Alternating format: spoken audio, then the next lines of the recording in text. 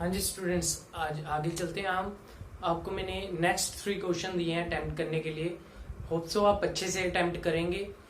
कुछ भी दिक्कत आ रही है तो कमेंट सेक्शन में आप जरूर पूछिएगा, पिछले सम्स में भी एंड नेक्स्ट सम्स में भी। ये 3 सम्स आपको मैं ट्राई करने के लिए दे रहा हूँ। इसके लिए आपको 5 मिनट्स मिल रहे हैं। होप सो आप 5 मिनट्स के पहले ही कर लेंगे। जल्दी ट्राई कीजिए, अच्छा लगे तो बताना जरूर। ठीक है बच्चों, ये आपको 5th 6th and 7th term मैं आपको दोबारा दे रहा हूं। बहुत इजी है, डिफिकल्ट कुछ नहीं है, ट्राई करना है बस। Consider triangle ACB right angle at C। अभी यहाँ पे बताया गया C पे क्या है, राइट एंगल है।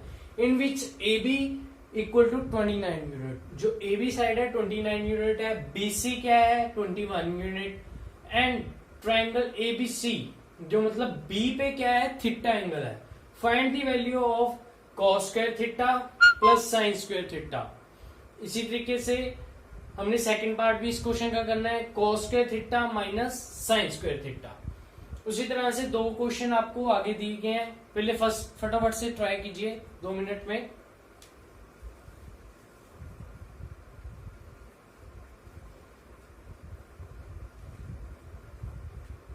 होप सो आप ट्राई कर रहे होंगे। अगर नहीं कर रहे तो नोटबुक लेके आप अभी ट्राई कीजिए।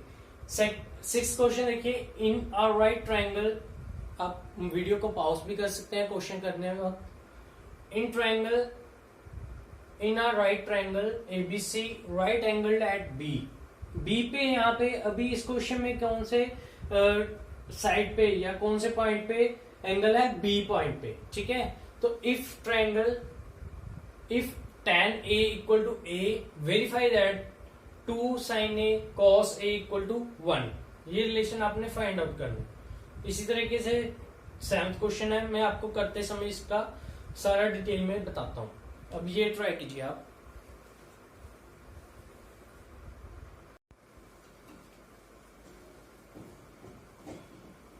हाँ जी बच्चों, देखिए मैं 5th सम आपको करवाने जा रहा हूं।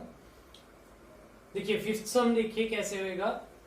हमारे पास क्या था स्टेटमेंट में, कंसीडर आपने किया था राइट एंगल एट C पे। ठीक है, इन विच AB क्या है आपके पास 29 एंड BC क्या है 21। BC क्या है 21। पहले डायग्राम देखिए, ABC ट्राइंगल है जिसमें AB क्या दी हुई है आपको 29 यूनिट्स एंड BC क्या दी हुई है 21 यूनिट्स। ठीक है, एंड ट्राइंगल एंगल ABC क्या है थीटा। फाइंड करनी है वैल्यू हमने cos square theta plus sine square theta. किसकी वैल्यू फाइंड करनी है, cos square theta plus sine square theta. इसके लिए हमें पहले क्या चाहिए, हमें पता है क्या हमारे पास AC नहीं है, परपेंडिकुलर की वैल्यू नहीं है, एंड हमें वो वैल्यू चाहिए क्योंकि हमने किसकी वैल्यू फाइंड करनी है, साइन की। क्योंकि साइन क्या होता है, sine theta equal to perpendicular upon hypotenuse. So that's why हमने क्या किया, पहले परपेंडिकुलर की वैल्यू फाइंड आउट करी जो कि है AC। अभी AC फाइंड आउट करने के लिए हमें क्या करना पड़ेगा, Pythagoras theorem. Again Pythagoras theorem हमने अप्लाई की। सो यहाँ पे 29 क्या है hypotenuse square plus equal to AC, मतलब AC क्या है परपेंडिकुलर स्क्वायर प्लस BC क्या है बेस स्क्वायर। ठीक है, तो इनका इसको अप्लाई किया तो 29 का स्क्वायर क्या होता है 841। 29 का स्क्वायर 841 एंड 21 का स्क्वायर क्या होता है 441। तो हमने क्या किया, इसको स्क्वायर कर दिया, इसको भी स्क्वायर कर दिया, एंड जो इस साइड पे था मतलब कि राइट हैंड साइड पे जो टर्म थी 21 की स्क्वायर पॉजिटिव में, वो लेफ्ट हैंड साइड में जाके क्या बन गई, नेगेटिव बन गई। साइन चेंज हो गया क्योंकि यहाँ पे दोनों इक्वल है। ठीक है, तो यहाँ पे राइट हैंड साइड जो अगर लेफ्ट हैंड साइड पे जाएगी तो यहाँ पे नेगेटिव साइन आएगा। एंड 21 का स्क्वायर क्या है 441। सो यहाँ पे अंडरवुड कैसे आया, यहाँ पे देख रहे हो आप AC का स्क्वायर नहीं है। अगर स्क्वायर नहीं है तो यहाँ पे इस साइड पे अंडरवुड आ गया। या आप इसको अच्छे से एक्सप्लेन करने के लिए ऐसे भी कह सकते हैं, हमने बोथ साइड पे अंडरवुड अप्लाई कर दिया। बोथ साइड पे अंडरवुड अप्लाई करने से क्या हुआ, यहाँ पे स्क्वायर के साथ रूट कैंसिल आउट हो गया, तो यहाँ पे AC स्क्वायर बन जाएगा, AC अकेला रह जाएगा। ठीक है, जो ये AC की वैल्यू है। ठीक है, अगर हमने इसको सिंप्लीफाई कर दिया, सॉल्व कर लिया, तो यहाँ पे 841 माइनस 441 क्या आ गया 400, जिसका रूट क्या होता है 20। तो हमारे पास परपेंडिकुलर जो कि था 20 यूनिट्स, हमारे पास वैल्यू फाइंड होगी AC की। ठीक है बच्चों, तो हमने क्या चाहिए था, हमें पहले तो cos थीटा क्या होता है, base upon hypotenuse. So base तो हमें पता था, हाइपोटेन्यूज भी पता था, बट हमें परपेंडिकुलर नहीं पता था, जिसके कारण हमारी साइन की वैल्यू नहीं आई थी। तो साइन की वैल्यू अब आ गई हमारे पास, क्योंकि हमारे पास परपेंडिकुलर आ गया, हमने फाइंड आउट कर लिया। सो परपेंडिकुलर क्या है, 20/29 and cos theta equal to. हाँ जी दोस्तों, चलिए मैंने आपको लास्ट वैल्यू बताई थी sine theta and cos theta की, कैसे फाइंड की थी हमने 21/29 एंड साइन की वैल्यू हमने फाइंड आउट करी थी 20/29।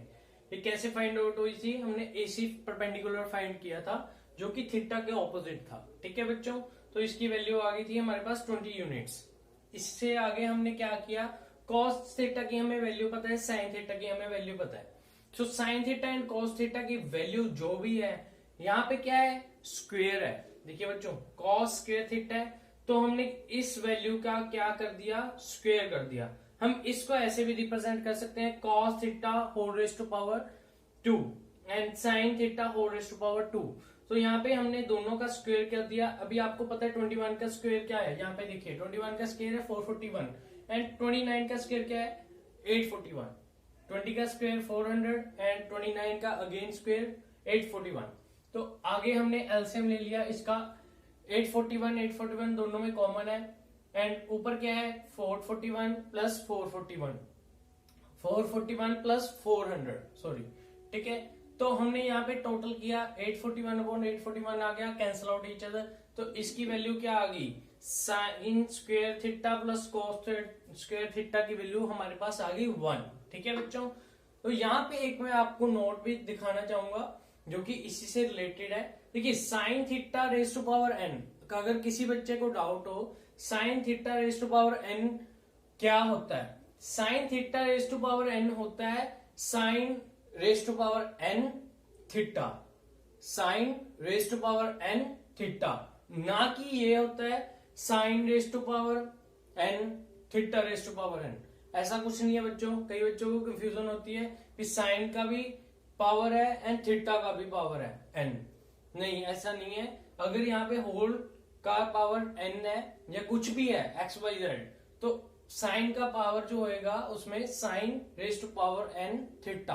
थीटा पे हमने कुछ नहीं करना क्योंकि ये एंगल है। ठीक है बच्चों, आगे चलते हैं। इससे आगे जो हमारा सेकंड पार्ट था, cos square theta minus sine square theta. अभी देखिए cos स्क्वायर थीटा की हमने वैल्यू निकाल ली, साइन स्क्वायर थीटा की वैल्यू निकाल ली, दोनों वैल्यूज को हमने पुट कर लिया। पुट करके हमारे पास क्या आ गया, एलसीएम ले लिया यहाँ पे। तो यहाँ पे देखिए एलसीएम 841, अब ऊपर क्या था, इन दोनों का एलसीएम लिया 441 माइनस 400, तो यहाँ पे क्या आ गया 41/841। ठीक है बच्चों, तो यहाँ पे ये दोनों आपने फिफ्थ सम सॉल्व करके दिखाया मैंने, आप देखिए, अगर किसी को डाउट हो तो दोबारा से पूछ लेना। ठीक है बच्चों,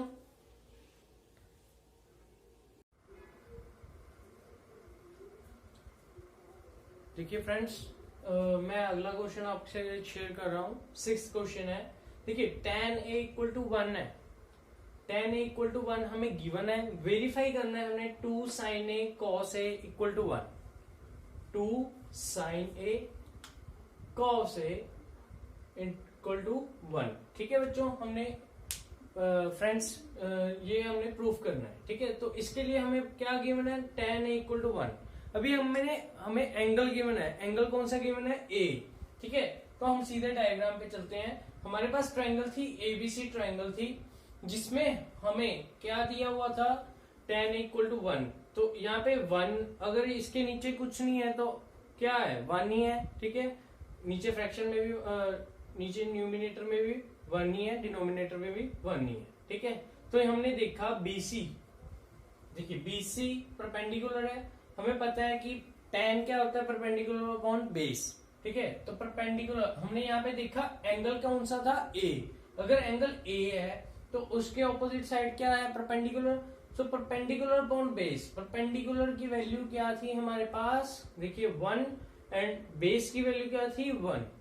सो हमने क्या किया, हमने इसको इजी करने के लिए क्या किया हमने 1 को के लेट कर लिया। देखिए लेट BC, जो BC है परपेंडिकुलर उसको 1 के लिख लिया एंड AB को क्या कर लिया 1 के लिख लिया।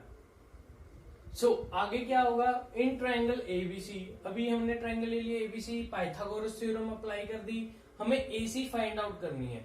AC फाइंड आउट कर लेंगे हम, ठीक है बच्चों। AC फाइंड आउट करने के लिए क्या किया हमने, पाइथागोरस थ्योरम अप्लाई कर दी। पाइथागोरस थ्योरम क्या कहती है, AC मतलब hypotenuse equal to perpendicular square plus base square. देखिए hypotenuse square equal to perpendicular square plus base square. So हमने क्या किया, इसको अप्लाई कर दिया। तो परपेंडिकुलर हमारे पास था 1 के एंड हाइपोटेन्यूज पर बेस क्या था 1 के, तो हमने इसको एड ऑन कर दिया। तो हमारे पास नेट क्या आ गया, यहाँ पे देखिए नेट हमारे पास आ गया 2k स्क्वायर। देखिए 2k स्क्वायर बन जाएगा। 2k स्क्वायर हमारे पास आ गया AC स्क्वायर की वैल्यू। हमने किसकी वैल्यू चाहिए, AC की वैल्यू चाहिए। हमें AC की वैल्यू फाइंड आउट करने के लिए क्या करना पड़ेगा, इसका रूट करना पड़ेगा। जो ये वाली हमारे पास ये वाली इक्वेशन आई है, मतलब हमने AC square equal to 2k square हमने फाइंड आउट कर लिया। जो ये वैल्यू है हमने इसको क्या कर दिया, रूट कर दिया। देखिए इसका रूट किया हमने √2k स्क्वायर। अभी हमें पता है √2 का √2 ही रहेगा, वो चेंज नहीं होगा, क्योंकि उसकी वैल्यू अगर हम सिंप्लीफाई करेंगे तो पॉइंट्स में आएगी। हमें पॉइंट्स में या फ्रैक्शंस में वैल्यू नहीं चाहिए, तो हमने k स्क्वायर का रूट कर दिया। k स्क्वायर का अगर रूट करेंगे तो वो क्या हो जाएगा, k हो जाएगा। ठीक है बच्चों।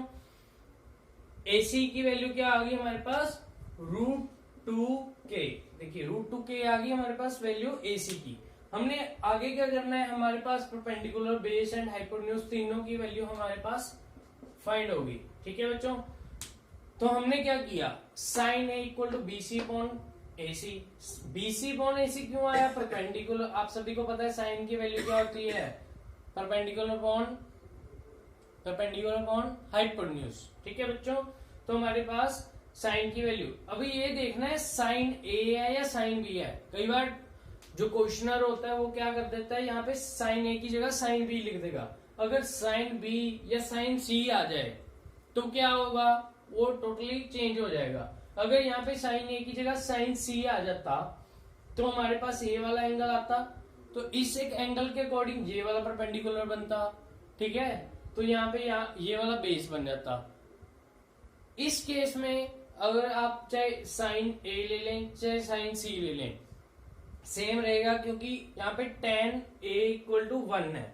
क्योंकि tan A इक्वल टू 1 है, इसलिए ये दोनों वैल्यूज क्या है, सेम है। ठीक है बच्चों। तो यहाँ पे हमने इसको पुट कर दिया। BC की वैल्यू k थी एंड AC की वैल्यू हमारे पास क्या थी, √2k, जो हमने फाइंड आउट की है। ठीक है, तो यहाँ पे k and k cancel out हो जाएगा, तो साइन A की वैल्यू क्या आ गई, 1/√2। अभी कॉस A की वैल्यू क्या आ गई, इसी सेम मेथड से BA क्या है, बेस अपॉन AC क्या है, hypotenuse. So base upon hypotenuse हमारे पास क्या आ गया, जो बेस था k था एंड हाइपोटेन्यूज क्या था, √2k। तो देखिए इसमें भी क्या आ गई, इसको कैंसिल आउट हो गया, तो दोनों की वैल्यू सेम आ गई। साइन A की वैल्यू 1/√2 एंड cos A की वैल्यू क्या आ गई, 1/√2। ठीक है, तो इसको हमने आगे क्या कहा है, वेरीफाई करना है। वेरीफाई क्या करना था, 2 sin A cos A equal to 1। हमने इसको क्या करना था, वेरीफाई करना था। तो वेरिफिकेशन के लिए हमने क्या किया, 2 sin A cos A equal to 1 लिख लिया। ठीक है, जो कि है left hand side equal to right hand side. हमने देखना भी है दोनों क्या इक्वल आ रही हैं। हमने क्या किया, पहले क्या उठाई, लेफ्ट हैंड साइड। ठीक है, लेफ्ट हैंड साइड उठाई। लेफ्ट हैंड साइड की उठा के हमने क्या किया, इसकी वैल्यूज पर दी। जो साइन A की वैल्यू हमने फाइंड की है एंड cos A की वैल्यू फाइंड की है। पहले तो ये बता दूं, ये दोनों वैल्यू हमने यहाँ पे पुट करनी थी, इसलिए हमने ये दोनों वैल्यूज फाइंड आउट की है। क्लियर है बच्चों। हमने ये दोनों वैल्यूज फाइंड आउट कर ली, तो इससे हमारे पास क्या आ गया, 2 साइन की वैल्यू क्या थी, 1/√2, कॉस की वैल्यू भी क्या थी, 1/√2। ठीक है बच्चों, तो यहाँ पे क्या हमने पुट कर दिया। अभी देखिए √2 इंटू √2 क्या होता है, आप सभी को पता होगा। देखिए मैं नहीं पता तो मैं यहाँ पे करके दिखा देता हूँ। देखिए √2 इंटू √2 क्या होता है? अगर किसी को नहीं पता तो इसकी वैल्यू होती है 2। कैसे? अभी देखिए √2 एंड √2 है, √2 को हम एक बार लिख लें एंड उसका हमने क्या कर दिया यहाँ पे स्क्वेयर। देखिए दो वैल्यूज हैं √2 की, तो हमने √2 लिख के उसका क्या कर दिया स्क्वेयर। अभी अगर मैंने बताया था √2 और स्क्वेयर इकट्ठे आ गए तो वो क्या हो जाते हैं आपस में कैंसिल हो। ठीक है बच्चों, तो आपस में कैंसिल आउट हो गए तो इसकी वैल्यू क्या आ गई 2। ठीक है, तो यहाँ पे भी मैंने देखिए यहाँ पे भी मैंने √2 एंड √2 को मल्टीप्लाई करके यहाँ पे वैल्यू क्या लिख दी 2। तो यहाँ पे 2 यहाँ इस दोनों से आ गया मल्टीप्लिकेशन करके एंड 2 इसके साथ ऑलरेडी मल्टीप्लाई में था जो ये वाला है। ठीक है, तो 2 इंटू हाफ क्या आ गया, 2 इंटू हाफ क्या आ गया 1, क्योंकि ये 2 एंड 2 कैंसिल आउट हो गए तो वैल्यू क्या आ गई 1। Hence left hand side equal to right hand side, तो ये दोनों क्या हो गए वेरीफाई हो गए कि इसकी वैल्यू क्या है 1 की इक्वल। ठीक है बच्चों, देखिए आप